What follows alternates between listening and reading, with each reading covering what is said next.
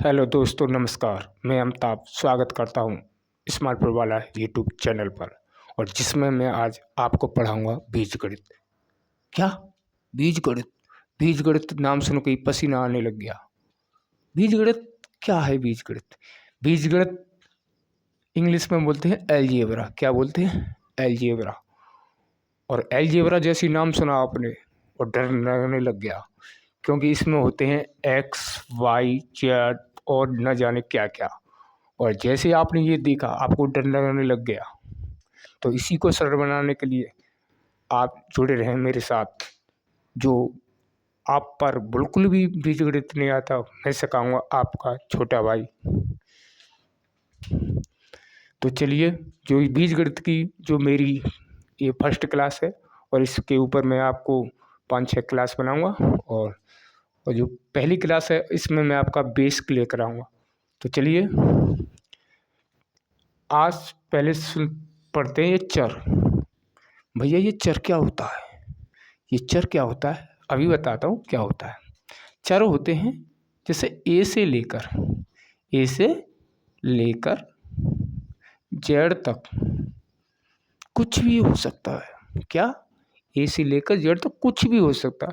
वो ए भी हो सकता है, वो बी भी हो सकता है, x y z p q r s t कुछ भी हो सकता है। ज़्यादातर बीजगणित में एक्स वाई जेड और p q r s t ये ज़्यादा यूज होते हैं। आपने समझा कुछ कि चर क्या होता है? एक्स वाई जेड कुछ भी हो सकता है। भैया ये अक्षर क्या होता है? आपके मन में सवाल उठ रहा होगा, भैया ये अक्षर क्या होता है? तो अक्षर होता है एक से लेकर अनंत तक जो हमारी जो गिनती होती है, एक से लेकर अनंत तक, 1000 हो, कितनी भी गिनती हो, 100 हो, 200 कुछ भी हो, बीजगणित में वो क्या कहलाए गए हैं? अचर पद। तो भैया ये घात क्या है? ये आज तक हमने सुनी भी नहीं है घात क्या है। तो आइए मैं बताता हूँ घात क्या है। मान के लिया, चलो मैंने कोई इक्वेशन ले लिया। मैंने ले लिया 7x² प्लस के 5x प्लस के 9। यह कोई इक्वेशन है, हालांकि ये सही नहीं है पर लिख दिया। अब पूछो कि भाई घात कैसे पहचाने इसमें? तो घात समझने के लिए कुछ भी नहीं है। घात क्या होती है? घात बोलते हैं इंग्लिश में पावर। क्या बोलते हैं? पावर। तो पावर आपको कुछ दिख रहा है इसमें अटपटा सा? हाँ दिख रहा है, ये 2। किसी भी चर के, मैं बता दूं आपको, किसी भी चर के ऊपर, किसी भी, ये क्या है हमारा? ये चर, किसी भी चर के ऊपर, या वो 2 हो या 3 हो, चाहे भी घात चढ़ी हो, उसी को ही घात बोलते हैं। क्या बोलते हैं? घात। आ गया होगा समझ में कि भैया अब तो घात तो आ गया हमारे समझ में। घात किसे कहते हैं? ये लिख रहा है एक चर वाले बहुपद। तो भैया ये क्या होता है एक चर वाले बहुपद? आइए समझाता हूँ। एक चर वाले बहुपद वो होते हैं, जैसे कि अभी मैंने एक इक्वेशन लिया, जैसे कि 7x² प्लस के 5x प्लस के 9। ये लिख रहा है एक चर वाले बहुपद। एक चर वाले बहुपद का मतलब होता है जैसे कि एक ही जाति के लोग। क्या? एक ही जाति के लोग। जैसे कि ये क्या है, मान के चलो ये कोई भी है और ये भी है, यानी कि सेम दिख रहा है आपको, यानी कि एक ही सिंबल। यदि सबरी इक्वेशन में एक ही सिंबल लग रहा हो तो वो उसे बोलते हैं एकल बहुपद, सॉरी एक चर वाले बहुपद। आ गया समझ में? तो भैया आप ये बताइए, ये क्या लिखा आपने? बहुपदों को कैसे पहचाने? क्या? बहुपदों को कैसे पहचाने? तो आइए, मैंने कोई बहुपद लिख दिया कि बहुपद कैसे पहचाने कि ये बहुपद है या भी नहीं है। तो बहुपद पहचानने के लिए छोटी से 2 छोटी बातें उसको ध्यान रखें। सबसे पहले क्या बहुपद हमेशा कभी, बहुपद कौन, जो चर, क्या चर, ये चर हमारा कभी भाग में ना हो, किस में ना हो, एक तो भाग में ना हो और दूसरी बात कभी ऋण में ना हो। चर हमारा बहुपद हम कैसे पहचानेंगे, सबसे पहले जो हमारा चर है जैसे कि x या हो या y हो, कोई भी हो, हमारा जो चर पद है वो कभी भाग में ना हो, जैसे कि 1/x ऐसे ना हो, और ऋण में ना हो, कैसे ना हो, ऋण में। यदि ऐसे है तो वो क्या है, हमारा बहुपद नहीं है। यदि ऐसे नहीं है तो हमारा वो बहुपद है। तो वो कैसे पहचानेंगे, आइए, जैसे कि मैं लिख दूं कि 2x² प्लस के 5, ये क्या है, ये बहुपद है। बिल्कुल हम कह सकते भैया ये बहुपद है, क्योंकि ये ना तो भाग में है और ना ही ऋण में है, ना तो भाग में है और ना ही ऋण में है। तो हम कह सकते हैं भैया ये बहुपद है।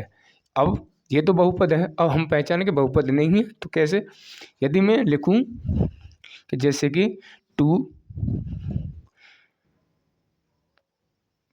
गुणा 1/x प्लस 3 ऋण x, समझाने के लिए छोटा सा लिखा पर इक्वेशन सही नहीं है।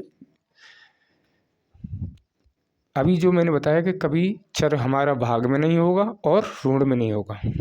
आपको लग रहा है यहाँ हमारा चर किस में है, भाग में है, और यहाँ हमारा चर किस में है, ऋण में, तो ये हमारा बहुपद नहीं होगा। आया कुछ समझ में, आएगा। अब बात करते हैं कि भैया ये तो हमने समझ लिया कि चर क्या होता है। चर वो होते हैं जो ए से लेकर, अभी जो बताया मैंने, जेड तक कोई भी सम्बल हो सकता है। अचर वो होते हैं जो एक से लेकर अनंत तक जो भी हमारी गिनती है कुछ भी हो सकती है बीजगणित में। घात क्या कि भैया इक्वेशन में, किसी भी समीकरण में जो ऊपर जो, किसी भी इक्वेशन में,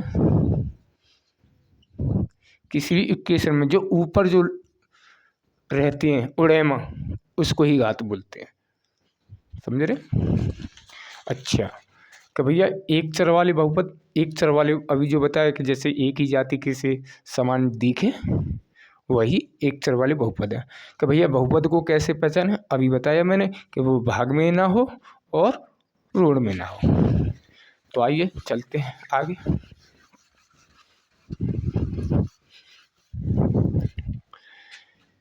ये कह रहा है बहुपदों के प्रकार, बहुपद के प्रकार। बहुपद कई प्रकार के रहता है, जैसे कि मैं कह दूं एकल बहुपद, जैसे यहाँ डिफाइन कर रखा है, जैसे एकल बहुपद। एकल बहुपद क्या होता है, जिसको वन लाइनर, तो वन लाइनर का मतलब, जैसे मैं कह दूं एकल बहुपद कौन सा होगा, जैसे कि 5x प्लस के 9, ये क्या है, एकल बहुपद। एकल बहुपद का मतलब होता है जो चर, जो हमारे चर होते हैं उसके ऊपर जो घात हमेशा एक हो।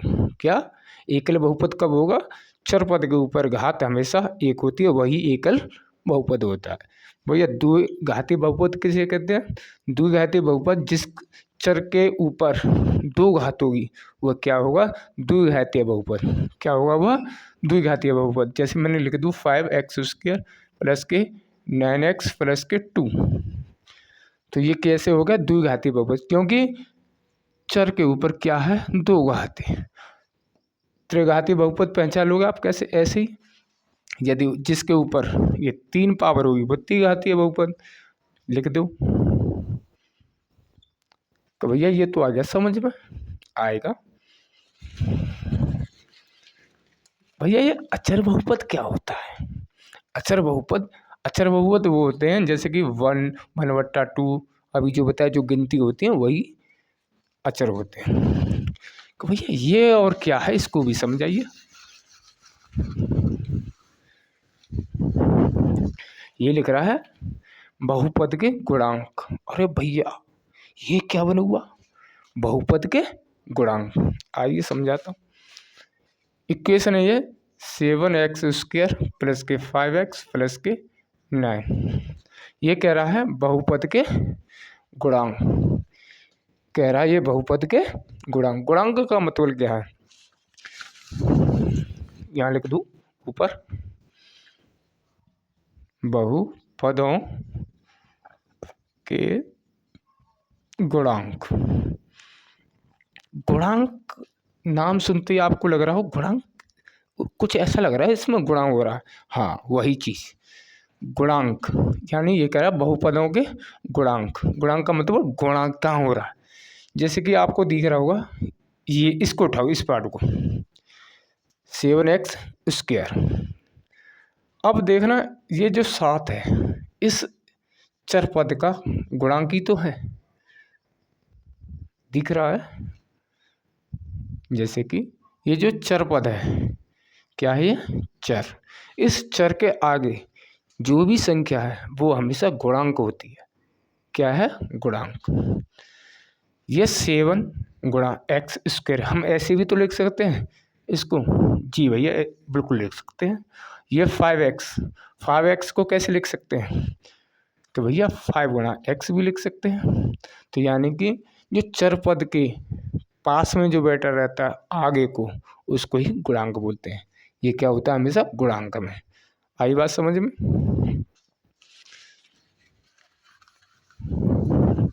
अभी जो मैंने आपको पढ़ाया है, एक तो चर क्या होता है, अचर क्या होता है, घात क्या होती है, और एक चर वाले बहुपद कौन से होते हैं, और x का गुणांक क्या होता है, बहुपद का गुणांक क्या होता है, और घात हुई। तो चर आप जानते हैं, अभी बताया x y जो भी कुछ होता है, ए से लेकर जेड तक कोई भी सिंबल हो सकता है। अचर अभी जो बताया मैंने, एक से लेकर अन्य तक कुछ भी हो सकता है बीजगणित में। घात पावर, यानी कि जो चर पद के ऊपर जो घात लगी होती है वो घात होती है। और एकल जो एक चर वाली जो बहुपद है वो बता दिया मैंने। अब आगे चलते हैं बहुपद में। अब पढ़ेंगे हम कि भैया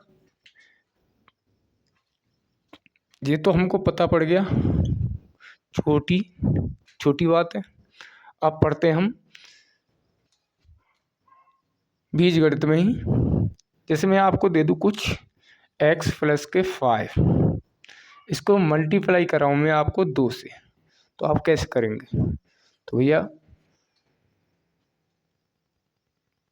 साधारणतः इस 2 की गुणा पहले तो इसमें करेंगे, 2 की गुणा इसमें, या तो आप इधर से करो, इस 2 की गुणा इसमें करो। सबसे पहले इसमें 2 की गुणा x में करेंगे तो 2x, फिर इस 2 की गुणा इसमें, जिसका निशान है वो चिन्ह हो जाएगा, फिर 2 की गुणा इसमें करेंगे तो ये हो जाएगा 10। आगे समझो, यही है। अब तक के लिए इतना ही। बने रहिए हमारे साथ और ऐसे ही सपोर्ट देते रहिए, और अच्छा लगे तो कमेंट करें, जैसा भी लगे कमेंट जरूर करें, और बताएं क्लास कैसी लगी। नमस्कार, जय हिंद।